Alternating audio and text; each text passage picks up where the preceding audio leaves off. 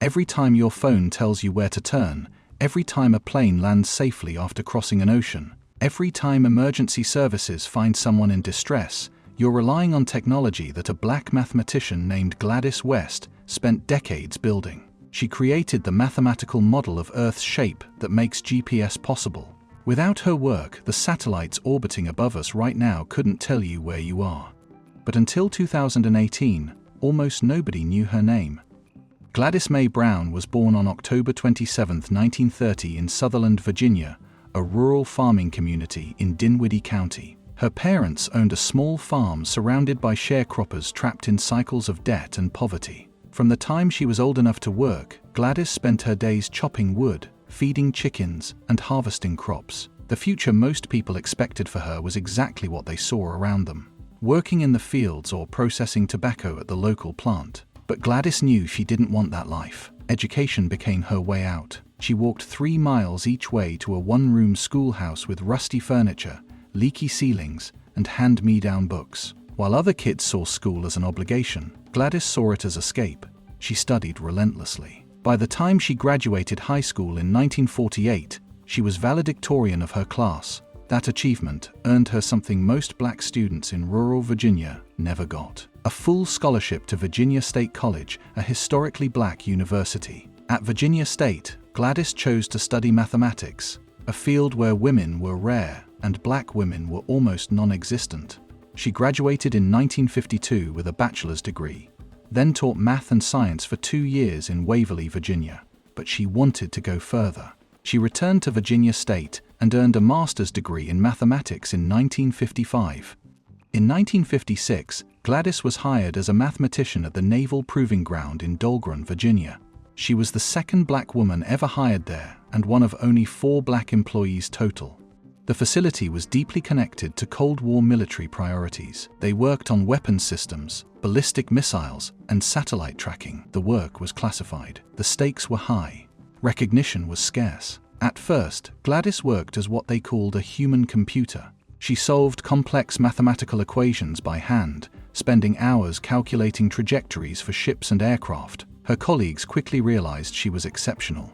She could work through problems with precision that others couldn't match. When computers started arriving at Dahlgren in the 1960s, Gladys learned Fortran, the fourth programming, and transitioned from solving equations manually to programming machines to do it faster. One of her first major projects involved the Naval Ordnance Research Calculator, which at the time was considered the world's most powerful computer. She worked on calculations to determine Pluto's motion relative to Neptune, a project that required over 100 hours of computer time, with every calculation needing to be double-checked by hand for errors. This project proved something astronomers had theorized but never fully confirmed. For every 2 orbits Pluto makes around the Sun, Neptune makes exactly 3. That's called orbital resonance, and Gladys's calculations helped prove it was real. But her most important work came later, and it started with a problem most people never think about. The Earth is not a perfect sphere. It bulges at the equator.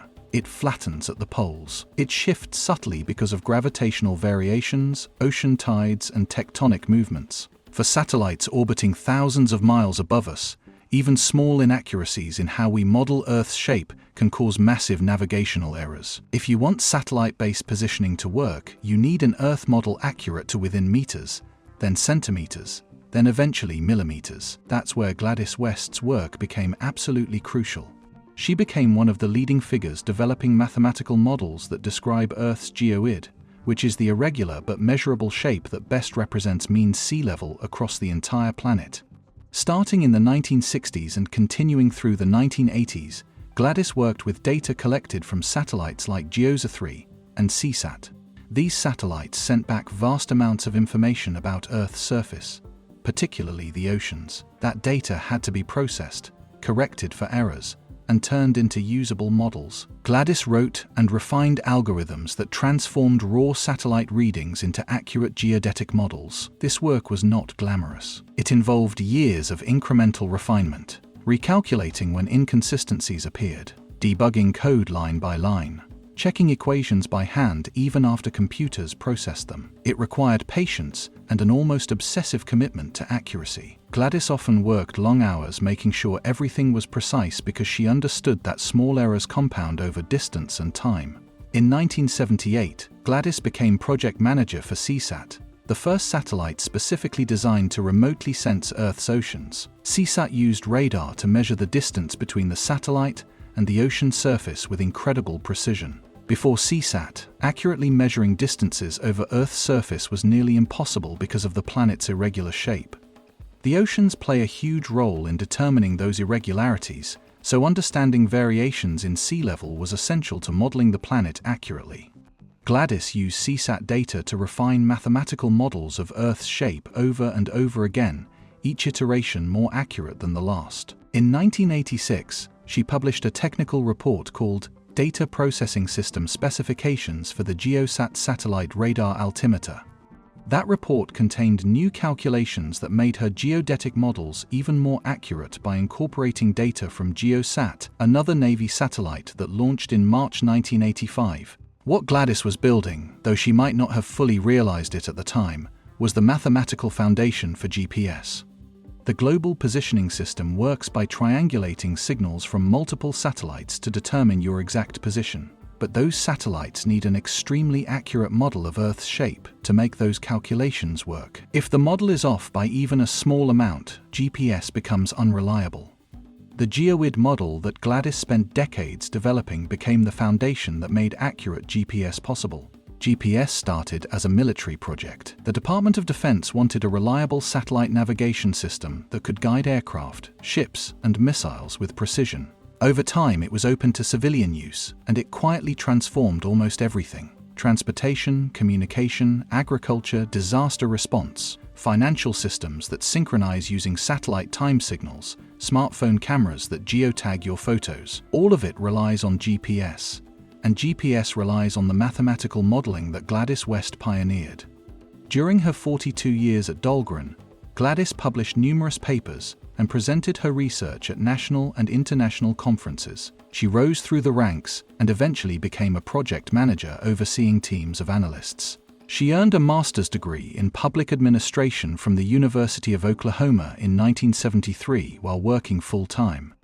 When she retired in 1998 at age 68, all 24 satellites in the GPS constellation had been launched. But even after retirement, Gladys kept going. She recovered from a stroke and then earned a PhD in public administration and policy affairs from Virginia Tech in 2000 at age 70. Her entire life has been defined by relentless pursuit of knowledge and precision. Here's what makes her story particularly striking.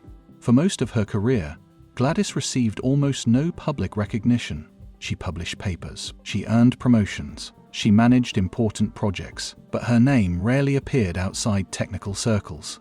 The systems she helped build were described as achievements of institutions or nations, not individuals. Her work disappeared into the infrastructure, invisible but foundational. That invisibility wasn't accidental. It reflected a broader pattern where black scientists, especially women, were excluded from narratives of innovation even as their labor made those innovations possible. We saw this same pattern with Katherine Johnson, Dorothy Vaughan, and Mary Jackson at NASA. Their calculations made space exploration possible, but almost nobody knew their names until the movie Hidden Figures brought their stories to light in 2016.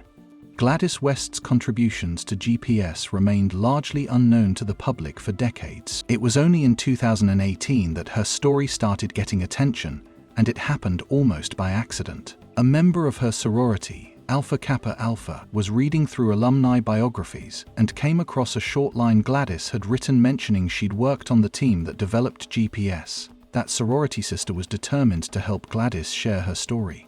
In early 2018, Gladys's story was covered by the Associated Press. Then the United States Air Force Space Command issued a press release celebrating her as a hidden figure of military history. In February 2018, the Virginia State Senate commended her. And on December 6, 2018, she was inducted into the Air Force Space and Missile Pioneers Hall of Fame in a ceremony at the Pentagon. She was the only black woman ever inducted into that Hall of Fame. Since then, recognition has continued. The BBC named her one of their 100 Women of 2018. In 2021, she received the Prince Philip Medal from the Royal Academy of Engineering, which is the highest individual honour from the UK's Academy. In 2024, the Fredericksburg City School Board voted to name a new elementary school after her. Gladys West Elementary School opened as a tribute to her legacy. But here's what's important to understand. Gladys West didn't seek fame. In interviews, she said that when she was working every day, she wasn't thinking about future recognition or how her work would be remembered. She was focused on solving the problems in front of her with as much accuracy as possible. She believed in the integrity of her work and trusted that its value would endure, even if her name didn't. To this day, Gladys prefers using paper maps over GPS navigation. She said she's a hands-on kind of person who likes to see the road, see where it turns, and know where she's going by looking at a physical map. There's something fitting about that.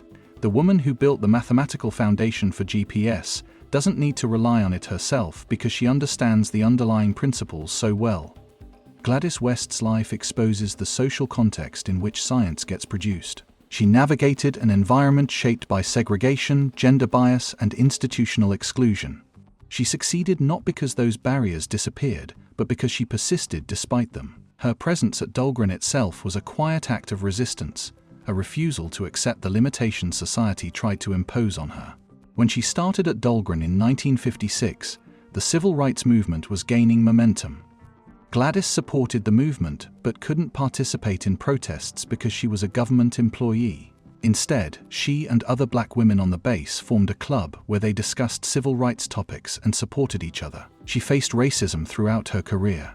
White colleagues received praise and privileges that she didn't. She's spoken openly about her disappointment at not being granted projects that included travel and exposure, opportunities that were routinely given to her white counterparts, but she kept working. She kept proving herself, and she kept producing research that would outlast every person who dismissed her. Today, discussions about diversity in science often focus on representation as a future goal.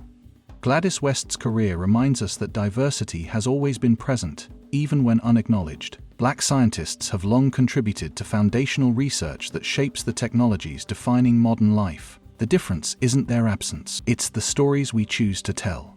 Gladys West's legacy is embedded in infrastructure. It's in every accurate location fix, every satellite-guided journey, every emergency responder who finds someone in need, every delivery driver who navigates unfamiliar streets, every farmer using precision agriculture, every hiker who doesn't get lost, every plane that lands safely. The world relies on GPS billions of times every single day, and GPS relies on the mathematical precision that Gladys West spent her career perfecting. Her story challenges how we think about innovation. We often imagine scientific progress as dramatic breakthroughs made by solitary geniuses. In reality, it's usually the result of sustained collaborative effort built on incremental advances that only reveal their full significance over time. Gladys's work exemplifies that truth. Her contributions didn't announce themselves loudly. They worked quietly, reliably, invisibly, just like the systems she helped create. In recovering her story, we're doing more than honoring one person. We're correcting the record of how knowledge gets made and whose labor sustains our technological age. We're acknowledging that the future is often built by people history forgets. And we're recognizing that the most powerful contributions are sometimes the ones that operate silently beneath the surface, shaping the world with unwavering precision.